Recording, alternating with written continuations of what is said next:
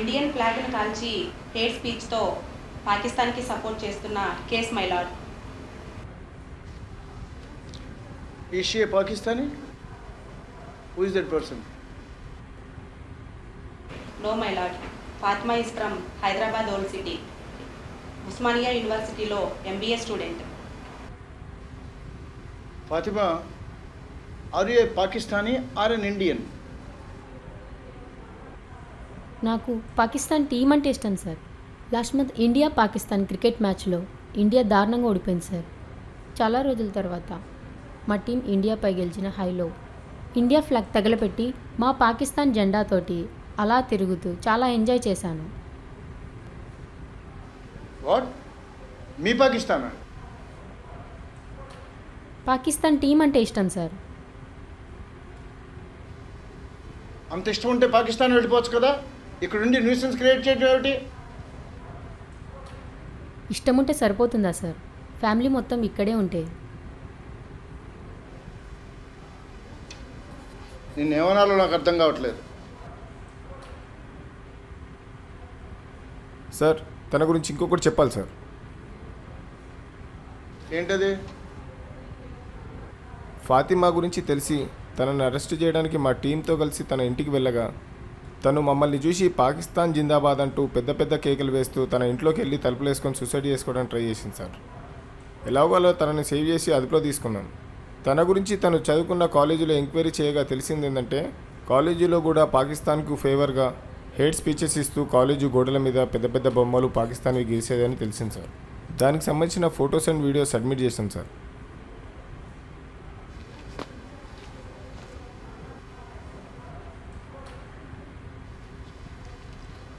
ఇందాక పాకిస్తాన్ అంటే ఇష్టమని అన్నావు. Now why all this hatred? నేను అంత పెద్ద క్రైమ్ ఏం చేశాను సార్? ఏదో బాంబులు పెట్టినట్టు జనాల్ని చంపినట్టు మాట్లాడుతున్నారు. ఇక్కడ పుట్టి జాతీయ జెండాని కాల్చడమే కాకుండా కాలేజీలో దేశం గురించి వ్యతిరేకంగా ప్రచారం చేస్తూ ఇంకా రిగ్రెట్ లేకుండా నీ ఇష్టం వచ్చినట్టు మాట్లాడుతున్నావు. నువ్వు చేసింది ఎంత పెద్ద క్రైమో నీకు తెలుస్తుందా? Where is your parents? వాళ్ళు ఆల్రెడీ దుబాయ్లో సెటిల్ అయిపోయారు మై లార్డ్. MBA అయిపోతే ఈ అమ్మాయి కూడా దుబాయ్ వెళ్ళిపోతుంది.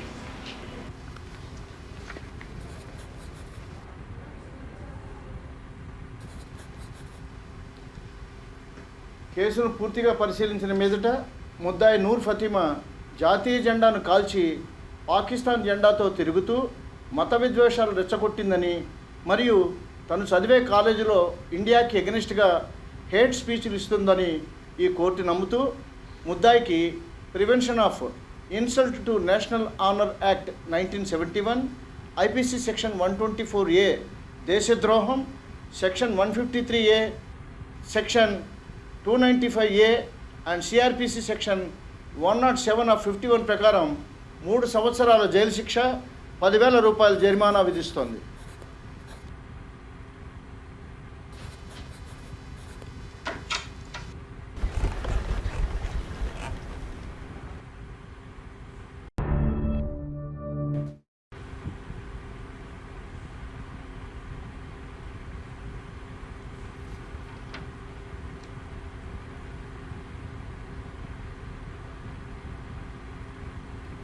Case number 9/23.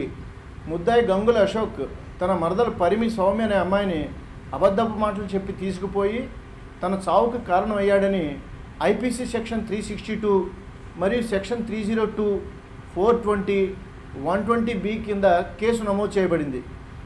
ఈ అశోక్ వైఫ్ ఎవరమ్మా? నమస్తే సార్. నీకు అశోక్తో పెళ్ళి ఎంతకాలం అయింది?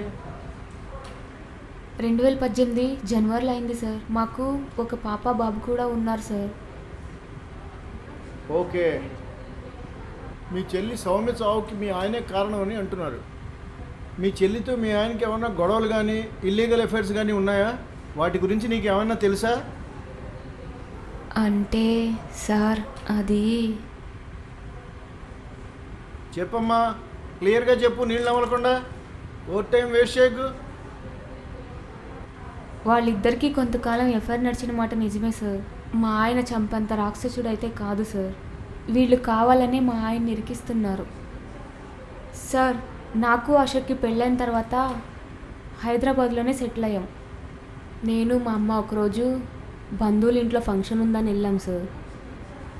ఆ టైంలో ఇంట్లో మా చెల్లి మా ఆయన ఇద్దరే ఉన్నారు. సగం దూరం వెళ్ళాక ఫోన్ మర్చిపోయానని ఇంటికి వెళ్తే అక్కడ మా ఆయన మా చెల్లి ఒకే బెడ్రూమ్లో కనిపించారు సార్. ఆ తర్వాత పెద్ద గొడవ అయింది. వాళ్ళ అమ్మ నాన్న మా చుట్టాలందరూ కలిసి మళ్ళీ ఇలాంటివి జరగకుండా చూసుకుంటామని చెప్పి మమ్మల్ని ఒప్పించి మా చెల్లిని మా అమ్మ వాళ్ళతో పంపించేశారు. కానీ ఆ తర్వాత కూడా ఒకరోజు మా ఆయన సౌమ్యతో వీడియో కాల్లో అసభ్యకరంగా మాట్లాడుతూ దొరికాడు సార్. మళ్ళీ పెద్ద గొడవ జరిగి నేను మా పుట్టింటికి వెళ్ళిపోతుంటే ఏడుస్తూ కాళ్ళు పట్టుకుని బతిమలాడి పిల్లల మీద ఒట్టు పెట్టి మళ్ళీ ఇలాంటి పనులు చేయను అని ఏడిస్తే పిల్లల జీవితం పాడైపోతుందేమో అని ఊరుకున్నాను సార్. ఇంకప్పటి నుంచి తను సౌమ్యతో మాట్లాడడం పూర్తిగా మానేశాడు సార్. తర్వాత కొన్ని రోజులకి సౌమ్య కిరణ్ అనే అబ్బాయిని లవ్ చేసి పెళ్లి చేసుకుంది. ఇప్పుడు ఇలా జరిగేసరికి మా ఆయన మీద లేనిపోని నిందలు వేస్తున్నారు సార్. సౌమ్య భర్త కిరణ్ ఎవరయ్యా? నేనే సార్. చెప్పయ్యా, నువ్వేం చేస్తుంటావు? సార్ నాకు ఆటోనగర్లో మెకానిక్ షెడ్ ఉంది. ఓకే, మీ ఇద్దరికి లవ్ మ్యారేజా? ఆ అమ్మాయి నీకు ఎలా తెలుసు? నేను డిగ్రీ చేసేటప్పుడు సౌమ్య నా క్లాస్మేట్ సార్. మేమిద్దరం అప్పటి నుంచే ప్రేమించుకున్నాం సార్. తర్వాత పెద్దల్ని ఎదిరించి పెళ్లి చేసుకున్నాం. సరే, ఈ అశోక్ నీకు ఎలా తెలుసు? మొదట్లో మమ్మల్ని అందరూ దూరం పెట్టారు సార్. ఒకరోజు ఈ అశోక్ మా ఇంటికి వచ్చి కాంప్రమైజ్ చేయడానికి ట్రై చేశాడు సార్. ఆ తర్వాత నుంచి అప్పుడప్పుడు ఇంటికి వచ్చేవాడు సార్. ఓకే, సౌమ్య కనబడకుండా పోయిన రోజున ఏం జరిగిందో నీకు గుర్తుందా? ఆ రోజు అశోక్ మా ఇంటికి వచ్చి సౌమ్య పేరెంట్స్ తనని కలవాలంటున్నారని చెప్పాడు సార్. మేము చాలా హ్యాపీగా ఫీల్ అయ్యి సౌమ్యని అతనితో పంపించాను సార్. ఇలా పంపించిన తర్వాత 2 రోజులైనా సౌమ్య నాకు ఫోన్ చేయలేదు సార్. నేను ఫోన్ చేస్తే స్విచ్ ఆఫ్ వచ్చింది. ఈ అశోక్కి ఫోన్ చేస్తే ఫోన్ ఎత్తట్లేదు. నాకు డౌట్ వచ్చి సౌమ్య వాళ్ళ ఇంటికి వెళ్ళాను సార్. వాళ్ళ ఇంట్లో వాళ్ళు మేము అసలు సౌమ్యని పిలవలేదని, తను ఇక్కడికి రాలేదని చెప్పారు సార్. అశోక్ని అడిగితే అసలు సంబంధం లేదన్నట్టు మాట్లాడుతున్నాడు సార్. నాకు భయం వేసి ఏం చేయాలో తెలియక పోలీస్ స్టేషన్లో పోలీస్ కంప్లైంట్ ఇచ్చాను సార్. తర్వాత ఊరి చివరి తోటలో శవం దొరికింది సార్ తనది. Kiran, control your.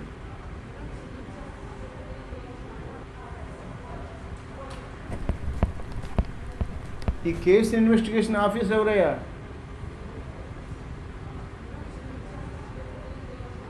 నేనే సార్.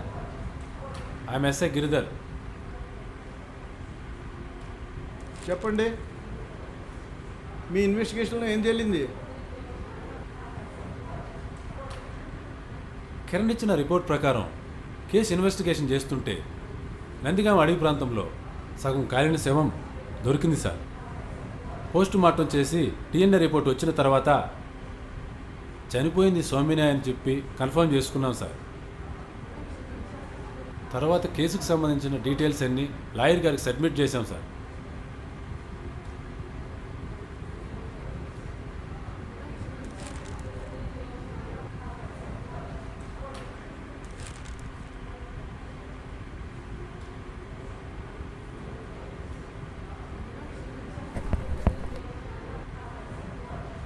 ఏంటయ్యా, ఏంటిది? ఇక్కడ క్లియర్గా నీ సెల్ ఫోన్ లొకేషను, నీ ఫింగర్ ప్రింట్స్, హైవేలో మీరిద్దరూ వెళ్ళిన సీసీటీవీలో ఫుటేజీ అన్నీ ఉన్నాయి. ఎందుకు అమ్మాయిని అంత దారుణంగా చంపావు? సార్, సౌమ్య నేను లవ్ చేసుకున్నాం సార్. తన పేరెంట్స్ నా వైఫ్ మమ్మల్ని విడదీశారు సార్.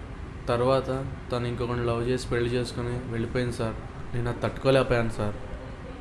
అందుకే చిన్నగా మళ్ళీ వాళ్ళతో పరిచయం పెంచుకున్నాను. తర్వాత సౌమ్య నాతో వచ్చేయమని కాళ్ళు పట్టుకుని బతిమాలాను సార్. ఎంత చెప్పినా నా మాట వినలేదు. ఇంకెప్పుడు నన్ను డిస్టర్బ్ చేయొద్దని నన్ను బ్లాక్లో పెట్టేసింది. అంతలా ప్రేమించిన నన్ను మోసం చేసేసరికి తట్టుకోలేకపోయాను సార్.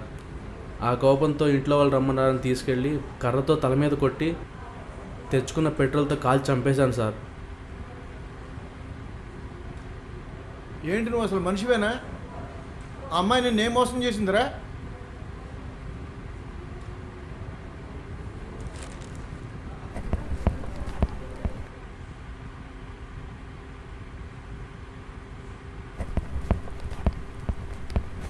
కేసును పూర్తిగా పరిశీలించిన తర్వాత ముద్దాయి అశోక్ కావాలనే సౌమ్యను తీసుకెళ్లి కాల్చి చంపేశాడని ఈ కోర్టు నమ్ముతూ ముద్దాయి అశోక్ ఐపీసీ సెక్షన్ 359, 362 మరియు ఐపీసీ సెక్షన్ 302 కింద 10 సంవత్సరాల కఠిన కారాగార శిక్ష విధిస్తోంది.